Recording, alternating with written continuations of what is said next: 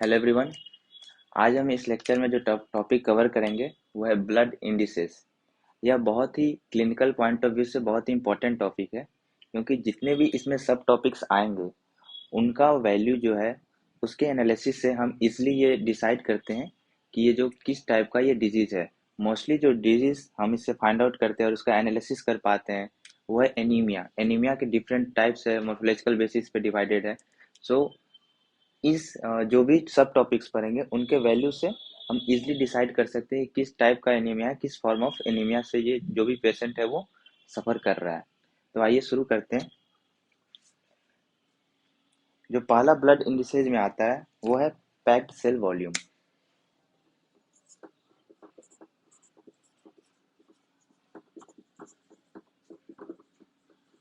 Packed cell volume, okay.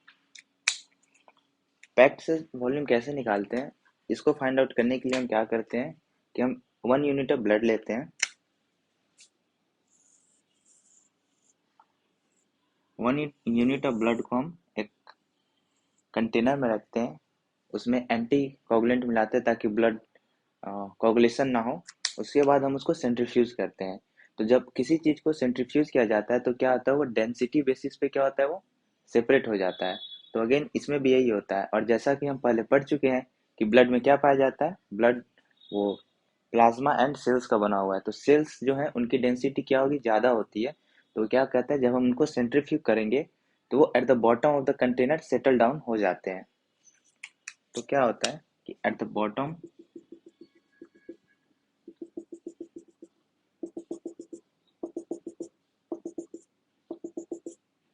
यहाँ पे cell का सेटलमेंट हो गया। इसके ऊपर जो एक लेयर होता है,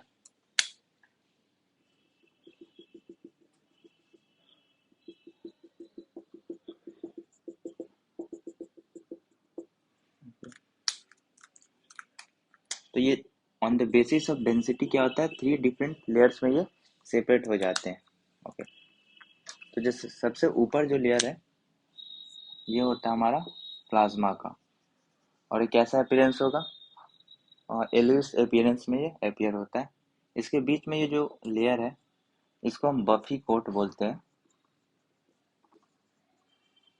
और ये जो है ये WBC के रेमिनेंट्स होते हैं। और ये जो लार्ज चंक ऑफ है जो सेडिमेंट है ये होता है RBC का होता है, जिसको हम पैक्ड सेल वॉल्यूम या क्या बोलते हैं इसको, दूसरा नाम इसका हेमेटोक्रिट भी है। तो एक्सपेरिमेंटली जब ये एक्सपेरिमेंट किया गया तो इसका जो वैल्यू रेंज करता है वो जनरली इट रेंजेस बिटवीन, जो वैल्यू रेंज करता है इसका ये ऑलमोस्ट 0.4 टू 0.45 के रेंज में इसका वैल्यू डिफर करेगा। ये होगा कि हम पैक्ड सेल वॉल्यूम या हेमेटोक्रिट कैसे फाइंड आउट करते हैं। अब इसका इम्पोर्टेंस क्या है, जनरली क्या होता है कि जब हम आगे पढ़ेंगे तो हम पढ़ेंगे कि RBC जो है उनकी साइज क्या हो सकती है, नॉर्मल एक नॉर्मल साइज होता है उससे बड़ी भी हो सकती है और कम भी हो सकती है। तो जो बड़े होते हैं उसको मैक्रोसिटिक बोलते हैं, और जो स्मॉल होते हैं उसको माइक्रोसिटिक बोलते हैं। ओके। तो 2 डिफरेंट स्टेटमेंट है जो कि कॉन्ट्राडिक्टरी होते हैं, तो हम उसको यहाँ पे प्रूव करेंगे। अभी हमने 2 डिफरेंट वे से लिया। ओके। तो जब हम क्लिनिकल रिपोर्ट देखेंगे तो कुछ रिपोर्ट्स में क्या होता है कि पैक्ड सेल वॉल्यूम जो होता है, पैक्ड सेल वॉल्यूम और 2 डिफरेंट रिपोर्ट्स को जब हम कंपेयर कर रहे हैं, अगर सेम है दोनों में, ये हमारा सैंपल 1 है और ये हमारा सैंपल 2 है। ओके। तो पैक्ड सेल वॉल्यूम क्या पहला केस क्या ले रहा है, दोनों में सेम है। तो हम जब सिर्फ पैक्ड सेल वॉल्यूम देकर ये डिसाइड नहीं कर सकते कि नंबर ऑफ RBC है वो सेम ही होंगे। क्यों? क्योंकि क्योंकि जैसे देखिए पैक्ड सेल वॉल्यूम दोनों में क्या है, ऑलमोस्ट सेम है। लेकिन क्या होता है कि जैसा कि हमने पढ़ा कुछ साइज RBC क्या होते हैं, लार्जर इन साइज होते हैं।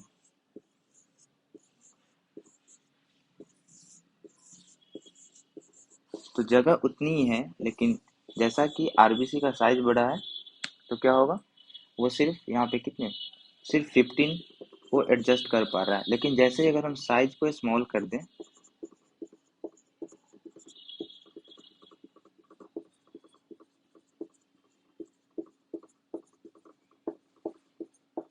तो क्या होगा, ये यहाँ पे मोर देन 15। ओके, यहाँ पे क्या है, मोर देन 15, इधर है मोर देन 15, यहाँ पे आरबीसी का वे काउंट हो जाएगा। यानी कि जब हम पैक्ड सेल वॉल्यूम अगर सेम देखते हैं तो इसका कंक्लूजन ये नहीं देंगे कि नंबर ऑफ आरसीबी क्या है, आरबीसी क्या है, सॉरी, सेम है।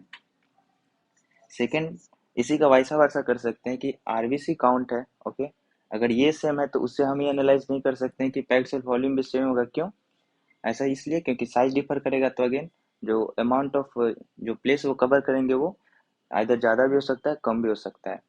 इसी चीज़ को इसी कंफ्यूजन को हटाने के लिए क्या करते हैं, हम कुछ और इंडिसेस को स्टडी करते हैं। तो आइए उन्हें देखते हैं।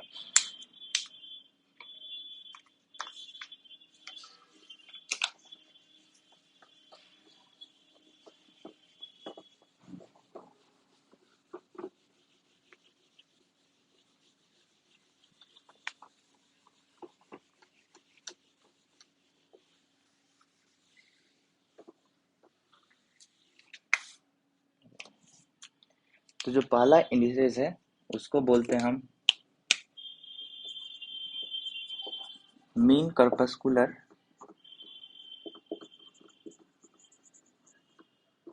वॉल्यूम। ये क्या होता है, it is the volume of one red blood cell. Okay, अब इसको फाइंड आउट कैसे करते हैं, ये होता है mean corpuscular volume equal to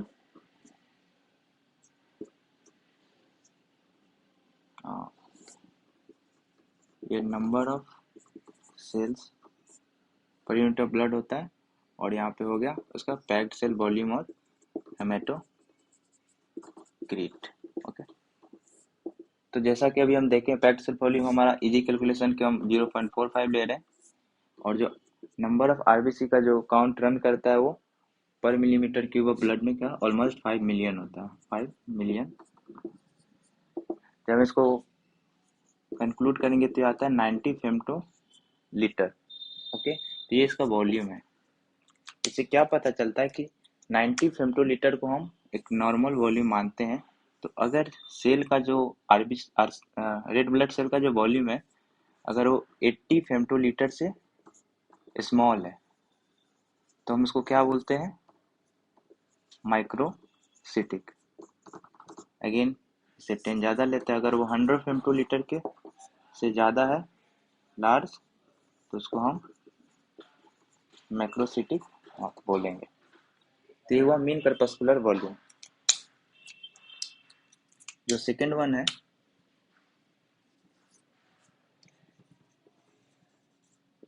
वो है मीन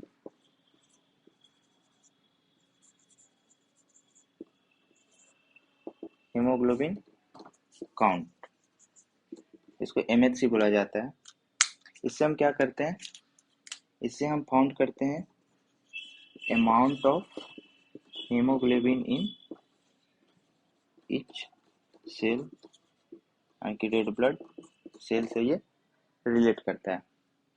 तो हम इसको फाइंड आउट कैसे करते हैं,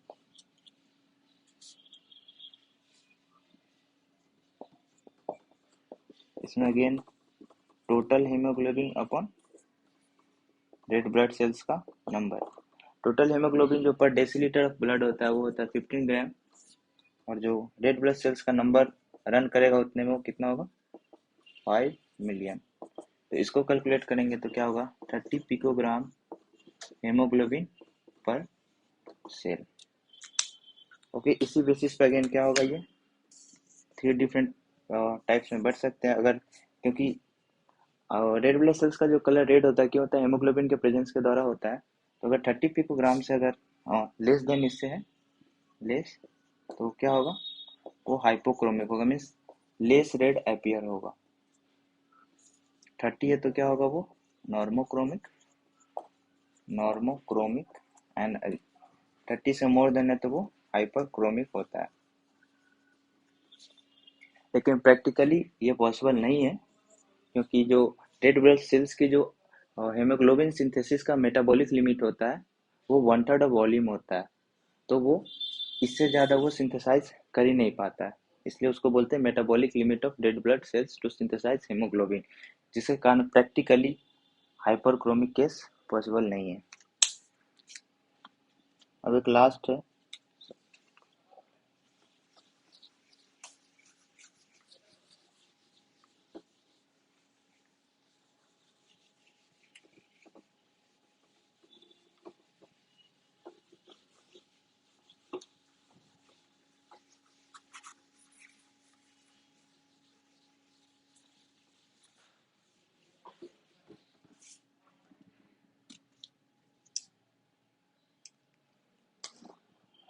इसको बोलते हैं मीन कॉर्पस्कुलर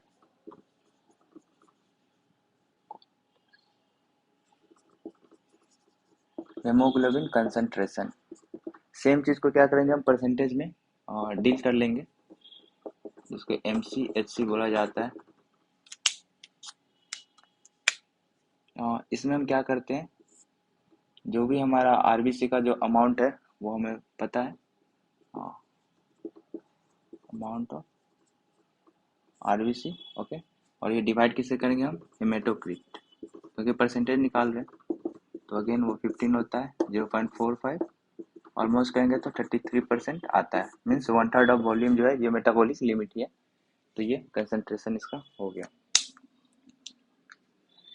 और लास्ट वन जो है वो क्लिनिकली इंपॉर्टेंट है, उसको बोलते हैं red cell distribution width. Generally क्या होता है जब हम एनालिसिस करेंगे तो टू डिफरेंट मीन्स, जैसा कि रेड ब्लड सेल का क्या होगा साइज डिफर कर रहा है, तो डिफरेंट एनीमिया में साइज डिफर करेंगे, तो उसके साइज को जब एनालिसिस करेंगे तो एक शेप आता है, एक कैरेक्टरिस्टिक कर्व आता है, जिसको स्टडी करके हम बता सकते हैं कि किस टाइप ऑफ एनीमिया से वो पेशेंट सफर कर रहा है। तो इसमें जो पहला केस आता है जो कैरेक्टरिस्टिक शेप है,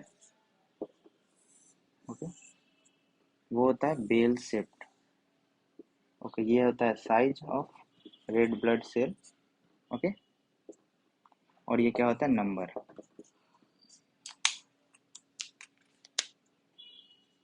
ये 90 मान लेते हैं, ओके। तो इसका जो डिस्ट्रीब्यूशन विड्थ है वो नॉर्मोसिटिक है। सेकेंड वन जो केस आता है, ये बेल शेप्ड की नहीं आकर टू डिफरेंट पिक्स आएंगे, और ये जो पिक रहता है एक नैरो रेंज में रन करेगा। एक नैरो रेंज में स्टैंडर्ड कितना लेता है 90, और ये रेंज कितना 60 to 120 कर रहा है। तो इस केस को क्लिनिकल केस को बोलेंगे एम आइसोसाइटोसिस, ओके। और इसमें क्या हो गया, ये 60 है तो अभी जैसा कि पढ़ा ये माइक्रोसिटिक है, और ये क्या है मैक्रोसिटिक। और इसी का जो लास्ट केस आता है, मीन्स टू पिक्स आएंगे और उनका डिफरेंस क्या होगा, बहुत ज़्यादा है, सॉरी, ये नॉर्मोसिटिक हो जाएगा। डिफरेंस बहुत ज़्यादा है, मीन्स ये क्या हो गया, ये 60 है फेमटो पर लीटर इसका साइज है, तो ये कौन सा हो गया माइक्रोसिटिक। और ये जो 120 आएगा इसका क्या होगा, ये माइक्रोसिटिक एनीमिया। मीन्स इस एनीमिया में क्या होगा, two different types of anaemia हम डायग्नोज कर पाते हैं। माइक्रोसिटिक कैसे होता है जनरली, ये आयरन डिफिशियंसी से होता है। माइक्रोसिटिक क्या होगा, विटामिन B12 की डिफिशियंसी से। इसको हम बाद में देखेंगे कैसे क्या होता है। मीन्स इन शॉर्ट यही है कि इन इंडिसेस को देख के हम इजिली एनालाइज कर पाते हैं कि जो पेशेंट है वो किस फॉर्म ऑफ एनीमिया से सफर कर रहा है। तो ब्लड इंडिसेज में इन इम्पोर्टेंट चीज़ों को ध्यान रखें for easy diagnosis of the disease. That's all from my side, thank you.